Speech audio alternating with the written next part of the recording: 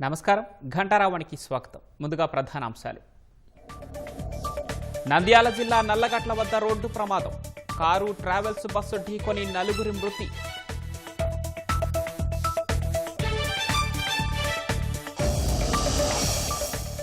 VBG Ramji అమలుతో రాష్ట్రంపై ఏటా 4,259 కోట్ల భారం. ప్రభుత్వానికి పంచాయతీరాజ్ గ్రామీణాభివృద్ధి శాఖ నివేదిక. ఆయుర్వేదంలో శస్త్రచికిత్స చేసేందుకు ప్రభుత్వం గ్రీన్ సిగ్నల్. పీజీ పట్టా పొందిన డాక్టర్లకు అవకాశం.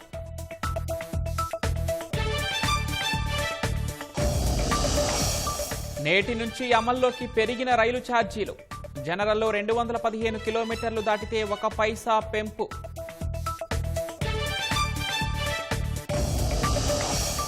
బంగ్లాదేశ్ అన్ని మతాల వారిదన్న రహమాన్. శాంతి నెలకొల్పేందుకు కలిసి రావాలని ప్రజలకు పిలుపు.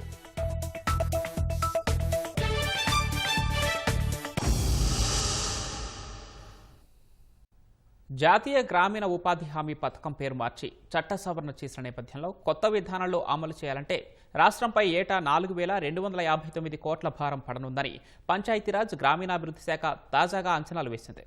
ఈ మేరకు ప్రభుత్వానికి నివేదికను అందించింది. శ్రామికులకు వేతనాలు, మెటీరియల్ నిధులతో చేపట్టే పనులకు, పరిపాలనా ఖర్చులకు సంబంధించి కొత్త విధానంలో రాష్ట్ర వాటా కింద 40% నిధులు వెచ్చించాలి. రాష్ట్రంలో ఇప్పటి వరకు ఏటా 10,649 కోట్లు ఖర్చు చేస్తున్నారు.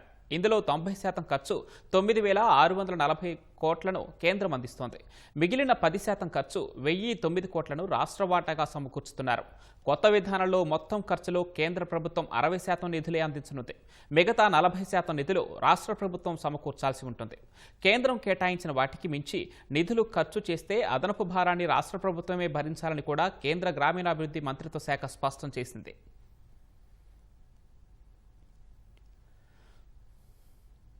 వ్యవసాయం, అనుబంధ రంగాల సమగ్ర అభివృద్ధికి మరింతగా సహకరించాలని కేంద్ర వ్యవసాయ శాఖ మంత్రి శివరాజ్ సింగ్ చౌహాన్కు సీఎం చంద్రబాబు విజ్ఞప్తి చేశారు.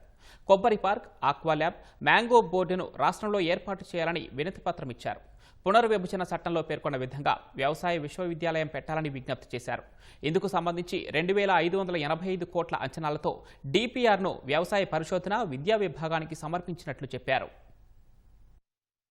అమరావతి పర్యటనకు వచ్చిన కేంద్ర వ్యవసాయ శాఖ మంత్రి శివరాజ్ సింగ్ చౌహాన్ కు సీఎం చంద్రబాబు రాష్ట్రానికి సంబంధించిన వివిధ పెండింగ్ అంశాలపై వినతి పత్రం అందజేశారు. రాష్ట్రంలో వ్యవసాయ రంగ అభివృద్ధికి, అన్నదాతల సంక్షేమానికి తీసుకున్న చర్యలను, అనుసరిస్తున్న విధానాలను కేంద్ర మంత్రికి సీఎం వివరించారు. వ్యవసాయం, అనుబంధ రంగాల్లో 10.7% వృద్ధి నమోదు చేసినట్టు తెలిపిన చంద్రబాబు ఇందుకోసం పంచసూత్రాల ప్రణాళికను అమలు చేస్తున్నామన్నారు. నీటి భద్రత, డిమాండ్ ఆధారిత పంటలు, అగ్రిటెక్, ఫుడ్ ప్రాసెసింగ్, ప్రభుత్వాల మద్దతుపై ప్రధానంగా దృష్టి పెట్టామని చెప్పారు. పీఎంఆర్కేబీవై పీడీఎంసీ పథకం కింద సూక్ష్మ సాగునీటి విస్తరణకు అదనంగా 695 కోట్లు కేటాయించాలని కోరారు. అరటి రవాణాలో నష్టాలు తగ్గించేందుకు రైల్వే వ్యాగన్ల ద్వారా పంట రవాణాకు రాయితీ కల్పించాలని విన్నవించారు. కొబ్బరి ఆధారిత పరిశ్రమల అభివృద్ధి కోసం 200 కోట్ల అంచనా వ్యయంతో కొబ్బరి పార్క్ ఏర్పాటుకు అనుమతి కోరారు. పట్టుపురుగుల పెంపకం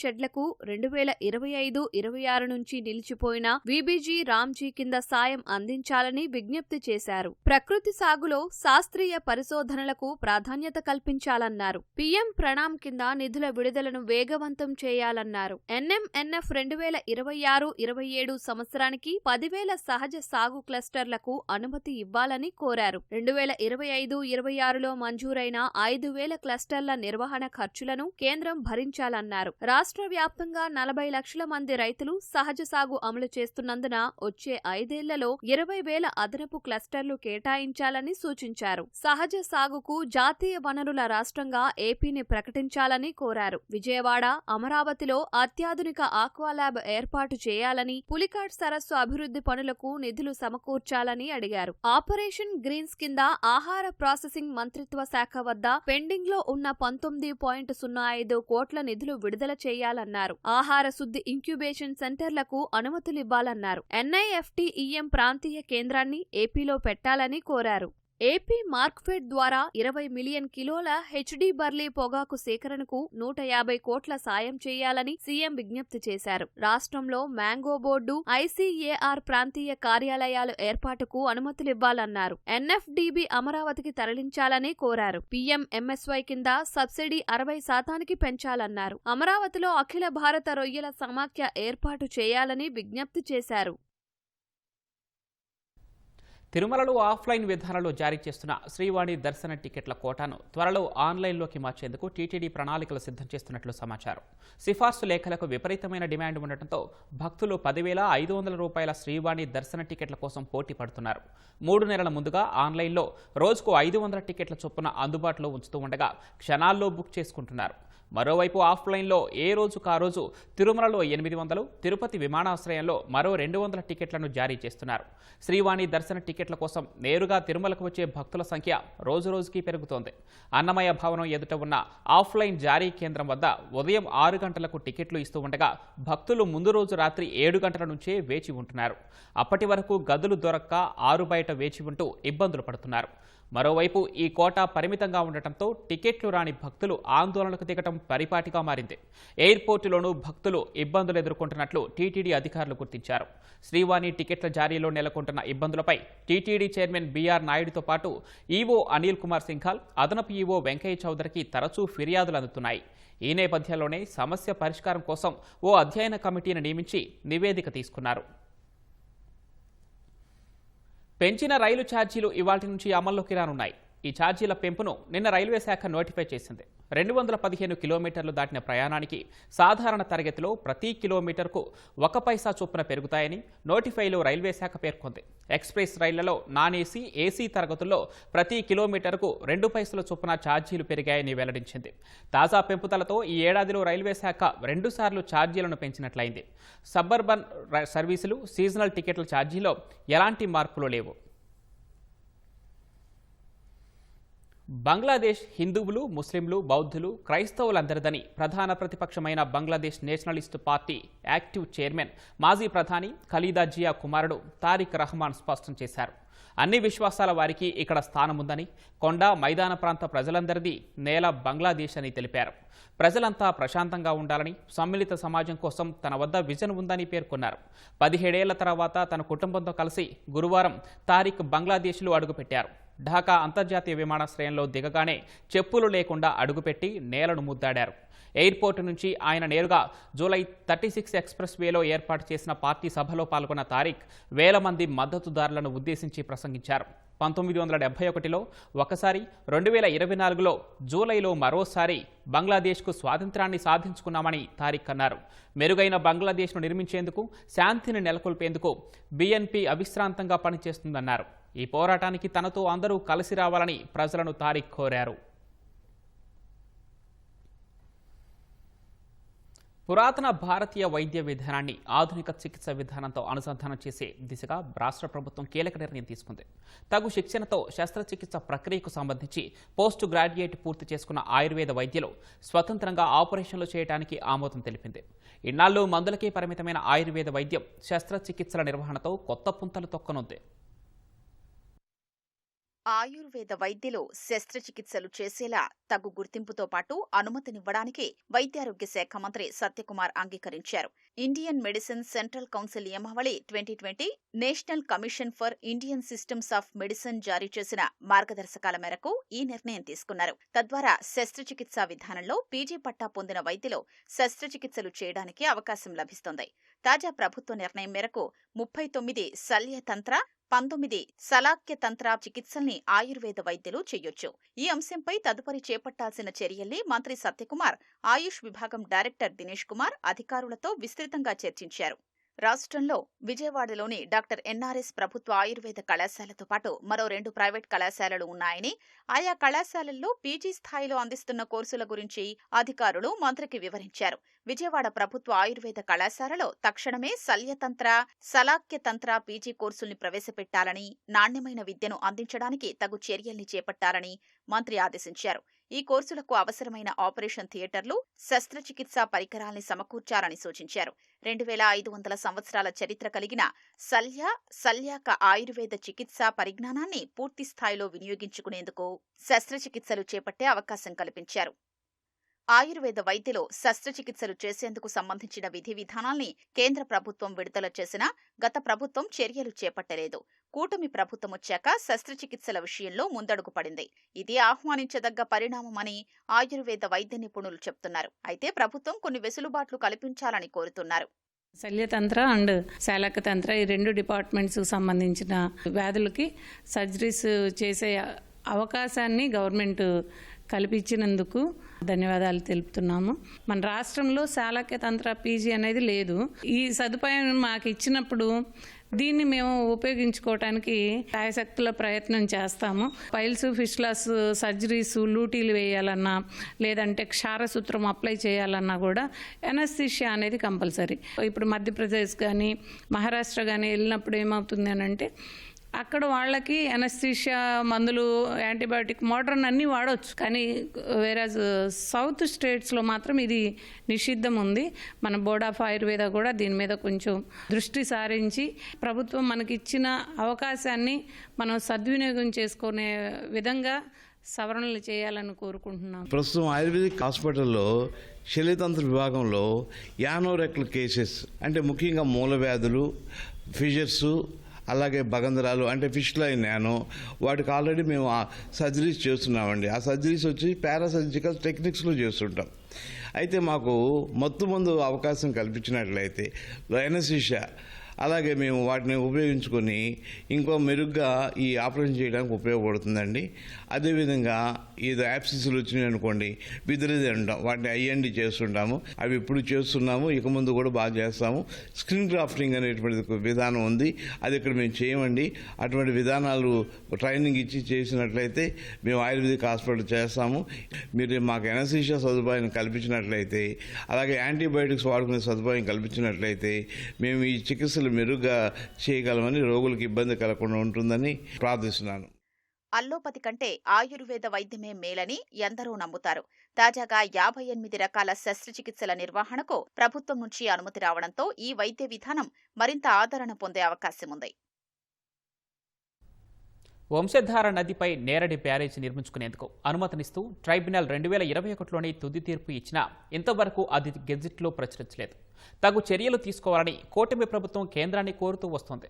కేంద్ర జలశక్తి కార్యదర్శికి 2024 అక్టోబర్లో, 2025 ఫిబ్రవరిలో లేఖలు సైతం రాసింది. తాజాగా సీఎం చంద్రబాబు కేంద్ర జలవనరుల శాఖ మంత్రి సిఆర్ పాటిల్ను కలిసి ఈ విషయాన్ని ప్రత్యేకంగా ప్రస్తావించారు.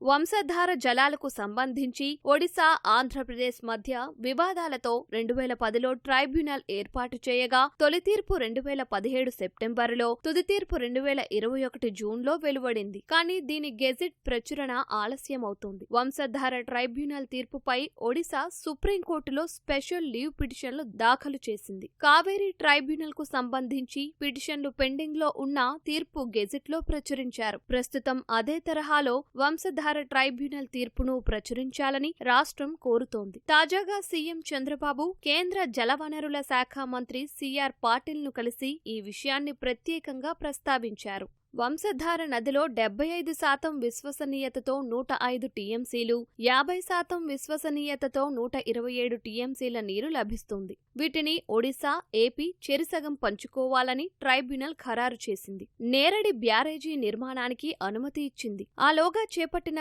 సైడ్ వియర్ నిర్మాణాన్ని సమర్థించింది. సైడ్ వియర్ను జూన్ 1 నుంచి నవంబర్ 30 మధ్య నిర్వహించి 8 టీఎంసీల వరకు వినియోగించుకోవచ్చు. ఆ తర్వాత నీటి వాడకాన్ని ఆపివేయాలి. నేరడి బ్యారేజీలో 8000 క్యూసెక్కుల ప్రవాహ సామర్థ్యంతో కుడివైపు హెడ్స్లూయిస్ కు, ఒడిశా రాష్ట్రం అవసరాలు తీరేలా ఎడమవైపు హెడ్స్లూయిస్ కు ట్రైబ్యునల్ అనుమతి ఇచ్చింది. జూన్ 1 నుంచి నవంబర్ 30 వరకు నేరడి బ్యారేజీ నుంచి నీళ్లు తీసుకోవచ్చని, ఆ తర్వాత ప్రవాహాలను ఇరు రాష్ట్రాలు కిందకు వదిలేయాలని స్పష్టం స్పష్టం చేసింది. నేరేడు బ్యారేజీ నిర్మాణం అనంతరం సైడ్ వియర్ ను పూర్తిగా పనిచేయని విధంగా మూసివేయాలంది. ఈ తీర్పు ప్రచురించిన తరువాత ఒడిశా రాష్ట్రం నేరేడు బ్యారేజీ నిర్మాణానికి అవసరమైన 106 ఎకరాలు సేకరించి ఏపీకి ఇవ్వాలని, ఆ ఖర్చులు ఏపీ భరించాలని స్పష్టం చేసింది. ట్రైబ్యునల్ నిర్ణయాలు అమలయ్యేలా పర్యవేక్షక కమిటీ ఏర్పాటు చేయాలని ఈ తీర్పు ప్రచురిస్తే తక్షణమే నేరేడు బ్యారేజీ నిర్మాణానికి ఏర్పాట్లు చేసుకోవచ్చంది. 1961 నుంచి దీని నిర్మాణ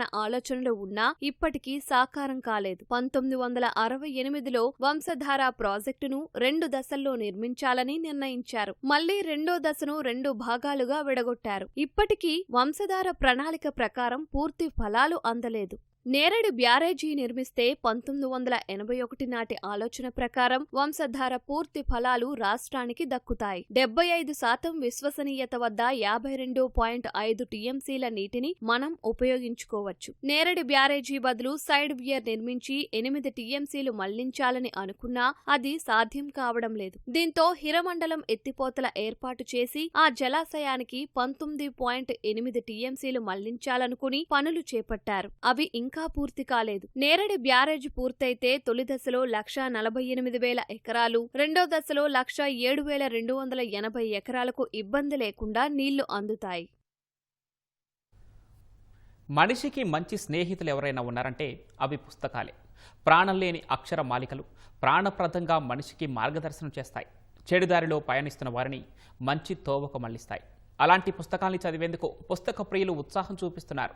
సందర్శకుల తాకిడితో హైదరాబాద్ బుక్ ఫేర్ కలకలలాడుతోంది. హైదరాబాద్ ఎన్టీఆర్ స్టేడియంలో జరుగుతున్న 38వ బుక్ ఫేర్ పుస్తక ప్రియుల తాకిడితో కలకలలాడుతోంది. ఈ నెల 19న మొదలైన పుస్తక ప్రదర్శన ఉత్సాహంగా సాగుతోంది. గత 10 ఏళ్లలో పుస్తకాలు చదివే వారి సంఖ్య గణనీయంగా తగ్గినా ఇప్పుడిప్పుడే క్రమంగా పెరుగుతూ వస్తోంది. గ్రామీణ ప్రాంతాల్లో గ్రంథాలయ వ్యవస్థకు పూర్వ వైభవం తీసుకువచ్చే విధంగా హైదరాబాద్ బుక్ ఫేర్ ఓ ప్రత్యేక కార్యక్రమాన్ని చేపట్టింది. పల్లెకు పుస్తకం పేరిట బుక్ ఫేర్ ప్రాంగణంలో ఓ ప్రాంతాన్ని కేటాయించింది. గతేడాది ప్రారంభించిన ఈ కార్యక్రమానికి భారీ స్పందన వస్తోందని నిర్వాహకులు చెబుతున్నారు. మేము గత 2 సంవత్సరాల నుంచి ఒక వినూత్న కార్యక్రమాన్ని చేపట్టాం. పల్లెకు పుస్తకం అంటే ఈ రోజు గ్రామీణ ప్రాంతాల్లో మొత్తం గ్రంథాలయ వ్యవస్థ విచ్ఛిన్నమైంది. దాన్ని మెరుగుపరచడానికి పల్లెకు పుస్తకం అనే ఒక వినూత్న కార్యక్రమాన్ని చేపట్టడంతో పాటు దీంట్లో రచయితలకు, కవులకు మేము విజ్ఞప్తి చేశాం. మీ దగ్గర ఉన్న పుస్తకాల్ని పల్లెల్లో పోవాలంటే మేము దాన్ని పంపించే ఏర్పాటు చేస్తామని మేము చెప్తే అనూహ్య స్పందన వచ్చింది. ఎవరైనా గ్రామీణ ప్రాంతాల్లో లైబ్రరీలో పుస్తకాలు కావాలంటే మీ గ్రంథాలయం పేరుతోని 29 లోపట అప్లికేషన్ దరఖాస్తు పెట్టుకుంటే మేము ఇక్కడ నుంచి పుస్తకాలు ఇవ్వడానికి సిద్ధంగా ఉన్నాము. ఈ ఏడాది బుక్ ఫేర్ లో కొన్ని స్టాళ్లు ప్రత్యేక ఆకర్షణగా నిలిచాయి. కేంద్ర ప్రచార శాఖ ఆధ్వర్యంలో మరో బుక్ స్టాల్ ఏర్పాటు చేశారు. అందులో మన్ కీ బాత్ కి సంబంధించిన పుస్తకాలు, పార్లమెంటు స్పీచ్లకు సంబంధించిన పుస్తకాలు అందుబాటులో ఉన్నాయి. యోజన సబ్స్క్రిప్షన్ కల్పిస్తామని నిర్వాహకులు చెబుతున్నారు. భారత ప్రభుత్వం తరపున ఇక్కడ స్టాల్ పెట్టడం అనేది జరిగింది. గవర్నమెంట్ ఆర్కైవ్స్ నుంచి వచ్చిన ప్రతి ఫోటో కూడా మా పుస్తకాల్లో ఉంటుంది. రాష్ట్రపతి భవన్ నుంచి రాష్ట్రపతి భవన్కి సంబంధించిన పుస్తకాలు కావచ్చు, ప్రెసిడెంట్ అదేవిధంగా ప్రధానమంత్రి గారి స్పీచ్లకు సంబంధించిన పుస్తకాలు కావచ్చు, ఆర్ట్ లిటరేచర్ మీద పుస్తకాలు కావచ్చు, ఇవన్నీ కూడా మా దగ్గర లభ్యమవుతాయి. 345, 346, 347 ఈ 3 స్టాల్స్లో కూడా మా స్టాల్ పెట్టడం అనేది జరిగింది. యోజన సబ్స్క్రిప్షన్ కూడా ఇక్కడ తీసుకోవచ్చండి. యోజన అనేది ప్రతి నెల కూడా ఒక ప్రత్యేకమైన కాన్సెప్ట్ మీద అనేది భారత ప్రభుత్వం తీసుకురావడం జరుగుతుంది. దీనిలో వివిధ యూనివర్సిటీలకు చెందిన ఎంతోమంది ప్రొఫెసర్స్ ఇందులో వ్యాసాలు అనేది అందిస్తూ ఉంటారు. ఎవరైనా సరే పోటీ పరీక్షలకు ప్రిపేర్ అయ్యే వాళ్ళు ఎవరైతే ఉన్నారో వాళ్ళందరికీ కూడా ఇందులో వ్యాసాలు ఎంతగానో ఉపయోగపడతాయి. ఎందుకంటే ఇందులో ఇచ్చే ప్రతి నెంబరు కూడా ఆథెంటిక్ నెంబర్, గవర్నమెంట్ నుంచి వచ్చిన నెంబర్ ఉంటుంది కాబట్టి ప్రతి ఒక్కళ్ళకి కూడా ఈ యోజన పుస్తకం ఎంతో ఉపయుక్తంగా ఉంటుంది. పుస్తకాలే మనిషి జీవితానికి మంచి దిక్సూచి అని జగమెరిగిన సత్యం. పుస్తక పఠనం ఎంత పెరిగితే వ్యక్తిత్వం అంతగా అభివృద్ధి చెందుతుంది. నిత్యం పుస్తకం పఠనం చేయడం వల్ల వ్యక్తిత్వ వికాసం కలుగుతోందని పలువురు సందర్శకులు సంతోషం వ్యక్తం చేస్తున్నారు. నేను పేపర్లో ఈ డోనర్స్ బాక్స్ అనేది ఏర్పాటు చేశారనేటువంటిది చదవడం జరిగింది. ఆ కాన్సెప్ట్ మంచిగా ఉందనే ఉద్దేశంతో నా దగ్గర ఉండే కొన్ని హిస్టారికల్ బ్యాక్గ్రౌండ్ ఉండే బుక్స్ను తీసుకొచ్చి ఇక్కడ ఈ డోనర్ బాక్స్లో సమర్పించడం జరిగింది. 10 మందికి ఉపయోగపడతాయన్న ఉద్దేశంతో ప్రచారంలోకి ఇంకా బాగా రావాలని కోరుకుంటూ ఉన్నాను. నేను నేషనల్ జియోఫిజికల్ రీసెర్చ్ ఇన్స్టిట్యూట్లో 37 ఏళ్లు సర్వీస్ చేసి 15 ఇయర్స్కి ముందు రిటైర్ అయ్యాను 2011లో. అప్పటి నుంచి కూడాను పుస్తకాలతోటి సంబంధం, పరిశోధనలతో సంబంధం పెట్టుకొని ఇంకా ప్రజలకి టీచ్ చేస్తున్నాను, పుస్తకాలు చదివిస్తున్నాను. ఈ పుస్తకాలు చదవటం అనేది చాలా మంచి అలవాటు. పుస్తకాలు మనం చదివి ఒకవేళ మనకి ఎక్కువైపోయినాయి, ఇంట్లో ఉండటానికి ప్లేస్ లేదు అనుకున్నప్పుడు వాటిని వేరే వాళ్ళకి దానం చేసి లైబ్రరీలకు ఇవ్వటమో, స్కూళ్ళకి ఇవ్వటమో ఇవన్నీ చేయొచ్చు. ఇక్కడ వీళ్ళు ఒక కొత్త మార్గం కనిపెట్టారు. ఇక్కడ అన్ని తీసుకొని వచ్చి మనం చదివిన పుస్తకాలు తీసుకొని వచ్చి ఇక్కడ వేస్తే పల్లెల్లో అవకాశాలు లేని పిల్లలకి ఈ అవకాశం కల్పించడానికి వాళ్ళు ప్రయత్నాలు చేస్తున్నారు. ప్రతిసారి జరిగే ఈ బుక్ సొసైటీ ఈసారి మరింత అంగులు పుంజుకున్నది. కొనేవాళ్ళు కూడా చాలా ఎక్కువగా కనపడుతున్నారు. ఈ చదవడం అనేది సోషల్ మీడియా ఇవన్నీ వచ్చిన తర్వాత చాలా వరకు తగ్గిపోయిందని మనం అనుకున్నాం. కానీ ఇక్కడ వాతావరణం చూస్తే పుస్తకాల కొనుగోలులో చాలా ఎక్కువగా రద్దీ ఉంది. ఇప్పుడు ఎలా అయితే హైదరాబాద్ హెడ్ క్వార్టర్లో ఈ బుక్ సొసైటీ పెట్టారో ఇట్లే జిల్లా కూడా దీన్ని పాకిస్తే బాగుంటుందని నేను ప్రభుత్వానికి విజ్ఞప్తి చేస్తున్నా. హైదరాబాద్లో ఏర్పాటు చేసిన బుక్ ఫేర్ని జిల్లాల్లోనూ ఏర్పాటు చేసేలా ప్రభుత్వం చర్యలు చేపట్టాలని పాఠకులు కోరుతున్నారు. ఆ ఇంట్లోకి అడుగు పెట్టగానే తిరుమల కొండపైకి వచ్చామా అన్న భావన కలుగుతుంది. ఇంట్లో ఏ గోడపై చూసినా తిరుమల వైభవం కనిపిస్తుంది. విశాఖ సీతమ్మ ధారలో నివాసం ఉంటున్న మంగిడి శ్రీనివాస సుబ్రహ్మణ్య శర్మ తన ఇంటి లివింగ్ రూమ్ గోడలపై రంగులతో ఆవిష్కరించుకున్న ఈ అద్భుతం సామాజిక మాధ్యమాల్లో వైరల్ అవుతోంది. 7 కొండల్లో కనిపించే గోపురాలు, జాలువారే జలపాతాలు, వాటి మధ్యలో దేదీప్యమానంగా వెలిగిపోయే ప్రధాన ఆలయాన్ని నేరుగా చూసినట్లు పెయింటింగ్ వేయించారు. ఈ ఏడాది అక్టోబర్లో తిరుపతి వెళ్లిన శర్మకు ప్రతిరోజు ఇంట్లో తిరుమల వైభవాన్ని చూడాలన్న ఆలోచనతో వాల్ పెయింటింగ్లో రాణిస్తున్న వెంకట హనుమంతు బృందంతో శ్రీవారి ఆలయ నమూనాను అచ్చం అలాగే వేయించారు. తిరుమల వాతావరణంతో ఇంట్లో పెయింటింగ్ వేయించిన శ్రీనివాస సుబ్రహ్మణ్య శర్మతో మా ప్రతినిధి ఉషారాణి ముఖాముఖి. వెంకటేశ్వర స్వామిని దర్శించాలంటే తిరుపతి వెళ్లాల్సి ఉంటుంది. శ్రీవారి ఆలయ నమూనాను సీతమ్మ దారికి చెందిన శ్రీనివాస్ శర్మ వారి ఇంటి వాల్ పైన నిర్మించుకున్నారు. శ్రీవారిని నిత్యం తన ఇంట్లోనే చూసుకుంటూ తను దర్శనం చేసుకోవాలని ఈ వాల్ పెయింటింగ్ చేయించుకున్నారు.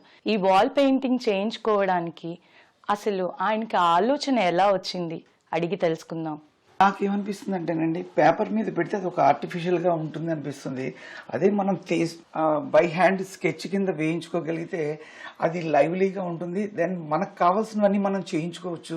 నాకు నచ్చిన అక్కడ నేను ప్రత్యక్షంగా చూసినవన్నీ, నా మైండ్లో ఉన్నవన్నీ తనకు చెప్పి జస్ట్ కొంచెం టైం చూపించి తనకి ఇవిలా కావాలండి అని అడిగాను. నేను అడిగినట్టు తను చేయగలిగారు. అది నాకు చాలా ఆనందాన్ని ఇచ్చిందండి. ఈ ఆలయ నమూనాను పెయింటింగ్ చేయించుకున్నాక ఎవరైనా వస్తూ ఉన్నారా? చాలా మంది వచ్చి చూసి వెళ్ళారండి. నా ఫ్రెండ్స్, ఈవెన్ నా చుట్టాలు, మా సిస్టర్ వాళ్ళు అందరూ వచ్చి కంటిన్యూగా వస్తూనే ఉన్నారనమాట. నేను డైరెక్ట్గా చెప్పుకోలేదు, త్రూ ఇన్స్టాగ్రామ్ అందరికీ తెలిసి ప్రతి వాళ్ళు వస్తున్నారనమాట చూడడానికి. ఇంత అద్భుతమైన పెయింటింగ్ వేసినందుకు అంటే మీకు చిన్నప్పటి నుంచి ఇలా పెయింటింగ్స్ అలవాటు ఉండేవా? చిన్నప్పటి నుంచి హాబీ ఆర్టిస్ట్ అండి నేను. ఈ పెయింటింగ్ ఏంటంటే సార్ ఇచ్చింది ఓన్లీ ఈ పార్ట్ ఫోటో ఇచ్చారండి ఫస్ట్. ఇక్కడి నుంచి ఆయన నాకు ఇది ఈ ల్యాండ్స్కేప్ అదంతా తిరుమల తిరుపతి దేవస్థానం వైబ్ రావాలని చెప్పి ఫస్ట్ ఇక్కడి నుంచి డెవలప్ చేశానండి. మెల్లిమెల్లిగా ఎలాగా సైడ్ వాల్ కూడా ఉంది కాబట్టి ఆ సైడ్ వాల్లో వెంకటేశ్వర స్వామి